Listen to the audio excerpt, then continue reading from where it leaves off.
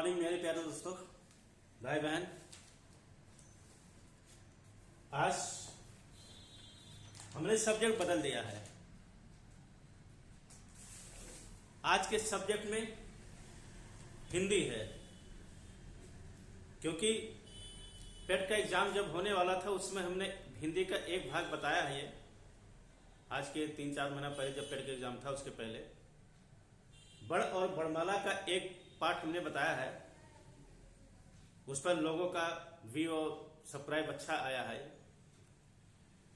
और लोगों की भी और डिमांड थी कि हिंदी भी बताया जाए। कुछ कमेंट्स ऐसे आए हैं, बच्चों के द्वारा उसको लाइक किया गया है। अच्छी बात है। ये दूसरे सब्जेक्ट को भी हमारे पसंद किया जा रहा है। आज उसी तरह से हिंदी का हम दूसरा चैप्टर जो ग्रामर पोर्शन है, जो एसएससी तो हिंदी आता नहीं है, एसएससी में इंग्लिश हो गया। और यूपी बोर्ड का कोई भी एग्जाम हो, यूपी गवर्नमेंट का कोई भी एग्जाम हो, वन डे एग्जाम, उसमें जो हिंदी आती है या सेंट्रल भी कुछ कहीं कहीं जो हिंदी आती है उसके लिए इम्पोर्टेंट चैप्टर है ये। अभी जैसे लेखपाल और पुलिस का, उत्तर प्रदेश में लेखपाल पुलिस का एग्जाम होने वाला है, इसीलिए उसी को ध्यान में, उसी परीक्षा को ध्यान में देकर हम ये चैप्टर आप सबके सामने ला रहे हैं। कुछ लोगों ने डिमांड भी किया था कि हिंदी बताया जाए, उस एक भाग को हमारे देख करिए। अब यहां पर हम आज का जो चैप्टर है शब्द विचार, शब्द विचार भाग 1। शब्द विचार लंबा चैप्टर है, इसको 2 भाग हम कर दे रहे हैं क्योंकि एक भाग की वीडियो अगर बनाते हैं तो लंबा हो जाएगा। सभी पूरा एक लेसन, इसलिए हम इसको 2 भाग कर दे रहे हैं। मेरे भाई बहन, ये जो हम वीडियो बना रहे हैं हाथ से लिखकर, हैंड राइटिंग हमारी है। कहीं अगर कुछ गलती होती है उसको बहुत ज्यादा टिप्पा टिप्पी मत करिएगा, तुरंत आप कमेंट कर दीजिएगा। या राइटिंग नहीं समझ में आती है तो उसके लिए भी क्षमा चाहते हैं, कमेंट कर दीजिएगा, इसको हम इम्प्रूव करेंगे। अब आगे हम चलते हैं ये अपने चैप्टर पर। Chapter Hindi grammar, Hindi grammar, व्याकरण, शब्द विचार। हाँ, कुछ चैप्टर बताने के बाद फिर इंग्लिश फिर हम चालू करेंगे। इंग्लिश में आपका जैसे प्रीपोजिशन और आर्टिकल 2 महत्वपूर्ण चैप्टर, इसको हम चालू करेंगे। इसका कुछ चैप्टर, इसकी 4 से 8-10 वीडियो बनाने के बाद फिर उसको हम चालू करेंगे। 1 हफ्ते के बाद उसको चालू करेंगे ये। और साथ साथ दिन में 2 वीडियो चालू करने वाले। मैथ जो पहले पढ़ाते थे, मैथ भी हमारा चालू हो जाएगा। एक दिन में 2 वीडियो हमारा निकलेगा, एक मैथ का, बाकी इंग्लिश और हिंदी अल्टरनेटिव कर दे रहे हैं। एक दिन मतलब 10 दिन, 4 दिन उसको, 4 दिन उसको, इस तरह से। अब हम चले आते हैं अपने सब्जेक्ट पर। आज का चैप्टर हमारा है हिंदी शब्द विचार भाग 1। हाँ, हमने मोबाइल नंबर लिख दिया है। किसी को अगर मोबाइल नंबर से कुछ बात करना हो, तो कोई समस्या हो, कोई बात हो, मोबाइल नंबर से बात कर सकता है ये, इसलिए मोबाइल नंबर हमने दे दिया है। अब पहला चैप्टर है शब्द, मतलब शब्द विचार में पहला हेडिंग है शब्द। शब्द अर्थात अब इसकी परिभाषा हमने यहां पर लिख दिया है।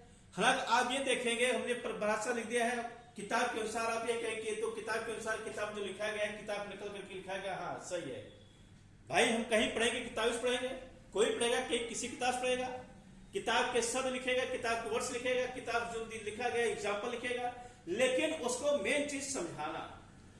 इसको हम आपको समझा रहे हैं, एक एक चीज समझा रहे हैं। किताबों में जो लिखा गया है उसको समझाता कोई, इसको आप पढ़ें, आप समझ पाएंगे तो अच्छी बात, नहीं समझ पाएंगे उसको कुछ समझाना पड़ता है। अगर सब किताब पढ़कर अगर पास हो जाए तो कोचिंग और स्कूल जाने की आवश्यकता क्या है। कोई विषय हो, हर विषय में जब तक आपको समझना पड़ेगा, उसको देखना पड़ेगा, इसलिए इसको मेन चीज यहां पर समझाना है। अब इसको हम समझा रहे हैं एक एक चीज को बता रहे हैं। तो शब्द की परिभाषा क्या है? वर्णों के मेल से बने। क्या परिभाषा है? वर्णों के मेल से बने स्वतंत्र एवं सार्थक वर्ण समूह को शब्द कहते हैं। शब्द की परिभाषा हो गई है। वर्णों के मेल से बने स्वतंत्र एवं सार्थक, स्वतंत्र एवं सार्थक, ये एक शब्दों को ध्यान देना, स्वतंत्र एवं सार्थक लिखा गया है। वर्ण समूह को शब्द कहते हैं। वो जो रहेगा वर्ण अर्थात स्वर व्यंजन जो हमारा स्वर व्यंजन के माध्यम से जो हमारा बनता है वो सार्थक हो और उसका अर्थ निकले, बेअर्थ ना हो। स्वतंत्र और सार्थक वर्ण समूह, वर्णों का समूह अर्थात स्वर व्यंजन के मिलाकर जो लिखा जाता है उसे हम शब्द कहते हैं। अब एक चीज में अर्थ की दृष्टि से भाषा की सबसे छोटी स्वतंत्र इकाई शब्द है ये। अब इस पर एक एग्जाम्पल हम दे देते हैं स्वतंत्र और सार्थक वर्ण समूह को। जैसे यहां पर हो गया ला, उ, सी, गु, ये भी आपका एक वर्ण समूह हो गया, वर्ण समूह हुआ ये भी। लेकिन कोई एक सार्थक अर्थ नहीं बैठ रहा है हिंदी का। ये हम हिंदी में देखेंगे, दूसरी भाषा चाहे जो तेलुगु और उसमें बैठता हो नहीं, लेकिन यहां पर हम हिंदी में देख रहे हैं लसिगु, लवसिगु, कोई शब्द है नहीं, या इस शब्द को उल्टा इधर उधर करके गुल सी उ गुल इसु कर दे, इसी उल्टा, क्योंकि वर्ण समूह हमारा भी है, ये भी है, लेकिन सार्थक नहीं हो रहा। वर्णों का समूह है, स्वर व्यंजन में लिखा है, लेकिन सार्थक नहीं हो रहा। जब सार्थक नहीं हो रहा है तो इसको हम शब्द नहीं कहेंगे। सार्थक हो हमारा, वो क्या होना चाहिए? वो सार्थक होना चाहिए, उसका अर्थ निकले, उसका अर्थ निकले। जैसे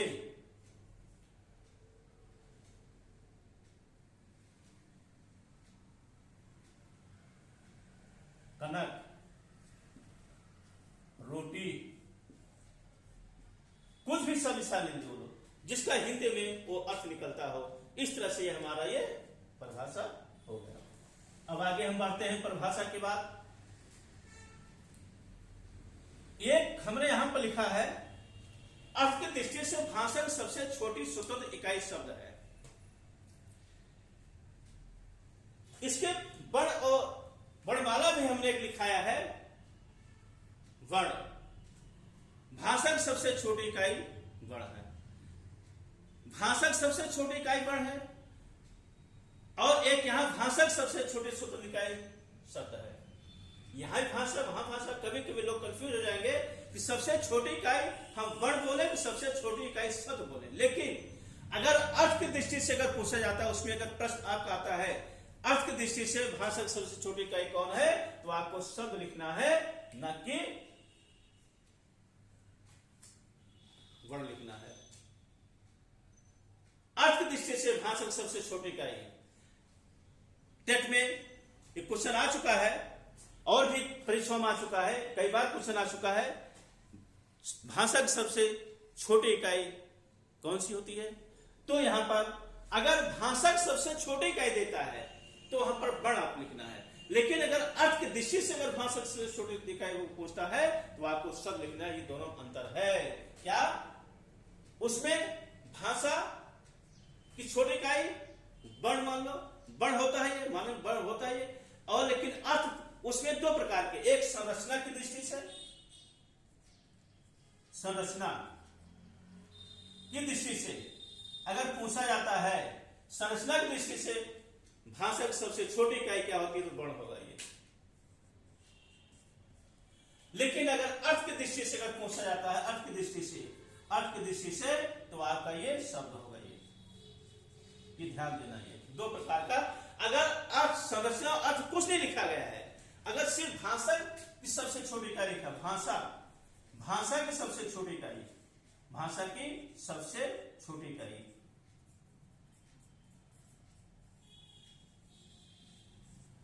तो क्या होगा, भाषा की सबसे, तो यहां पर आपका वर्ण होगा ये। भाषा की सबसे छोटी इकाई अगर पूछा जाता है तो क्या होगा, ये वर्ण होगा ये। इस प्रकार के क्वेश्चन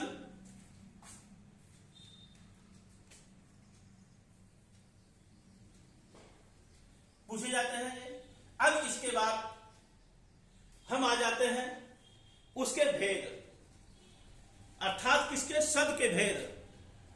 शब्द के भेद अर्थात शब्द कितने प्रकार के हैं ये, तो यहां आधार है, रचना के आधार पर, अर्थ के आधार पर, उत्पत्ति के आधार पर, रूपांतर के आधार पर, जो 4 प्रकार यहां पर बताए गए हैं ये।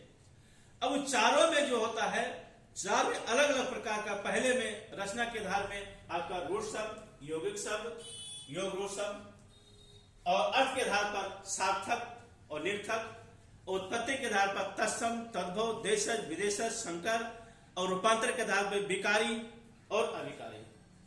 इतने प्रकार के आपके शब्द भेद हैं, शब्दों के प्रकार। अब ये देखिए, हम थोड़ा सा हिंट, पूरा ना एग्जाम्पल दिखाया जा सकता है ना पूरा डिफरेंशियल लिखा जा सकता है छोटी सी वीडियो में। इसको आप डिटेल पढ़ना हो तो डिटेल, अगर पढ़ना हो तो हमारी जो है अभी तो नहीं, इसके बाद हम अपना 2-4 दिन में हम अपना एक क्लब से हम चालू करते हैं, उसको आप डिटेल देखिएगा। ये तो अभी ये सिर्फ शॉर्ट कट वीडियो हम बना रहे हैं, वीडियो देखिएगा।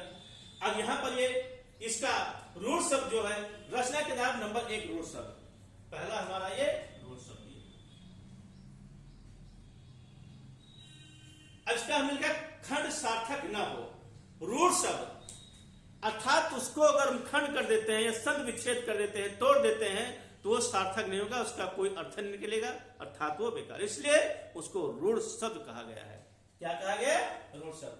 खंड सार्थक ना हो, जैसे हाथी, हा और थी अगर दोनों को अलग अलग कर दिया जाए तो हा और थी, तो उसमें कोई शब्द नहीं बनेगा, उसका शब्द का कोई मतलब नहीं होगा, इसलिए यहां पर उसको दोनों मिलाकर हमें लिखा गया। तब इसका हा, हाथी दोनों जो वर्ण और उसके साथ स्वर व्यंजन मिलाकर लिखा गया है, इस शाब्दिक, ये एक तरह से अर्थ इसका शाब्दिक अर्थ हो रहा है। पानी, दिन, मुंह, घोड़ा, घर।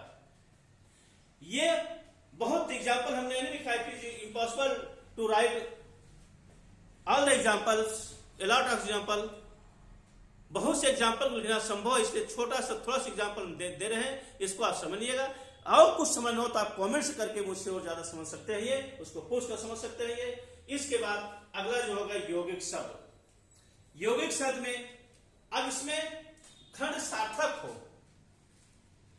इसका संध विच्छेद किया जा सकता है और इसका खंड सार्थक होता है, और इसको यौगिक, यौगिक, यौगिक जोड़ना, यौगिक अर्थात यौगिक, इसको जोड़ देना, यौगिक जोड़ देना, खंड सार्थक करके इसको जोड़कर जो बनाया गया है वो हमारा यौगिक शब्द हमारा है।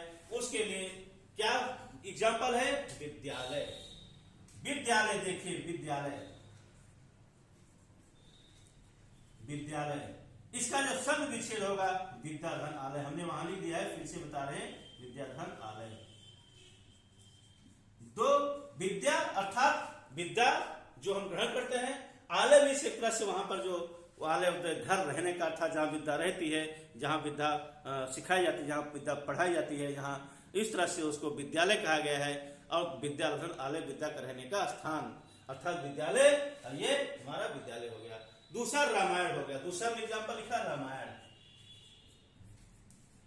रामायण, इसको राम धन आयन, हम जब शब्द विच्छेद बताएंगे तो इसको डिटेल्स को बताएंगे आपको, ये शब्द विच्छेद बहुत बढ़िया इसको बताएंगे, ये किस तरह से राम धन आयन हो रहा है, ये इस तरह से इसको डिटेल हम इसमें बताएंगे। अभी सिर्फ इतना देख लीजिए इसको, इसका खंड हो जा रहा, जब खंड हो जा रहा, खंड होने से ये यौगिक, याद रखना, यौगिक, यौगिक, यौगिक खंड, यौगिक खंड, यौगिक खंड, इतना याद कीजिएगा। जब खंड होगा यौगिक होगा, जिसका खंड हो यौगिक अर्थात यौगिक। इस तरह से अगला योग रूढ़। योग रूढ़, यहां भी शब्द विच्छेद इसका होता है जरूर, लेकिन शब्द विच्छेद इसमें हम ज्यादा नहीं जाएंगे। यहां पर समान अर्थ त्याग कर विशेष अर्थ रखता है, अर्थात समास। यहां पर हम समास का रूप देखेंगे, और कौन सा समास, कौन सा समास? बहुब्रीहि, बहुब्रीहि, बहुब्रीहि समास का रूप यहां पर होगा।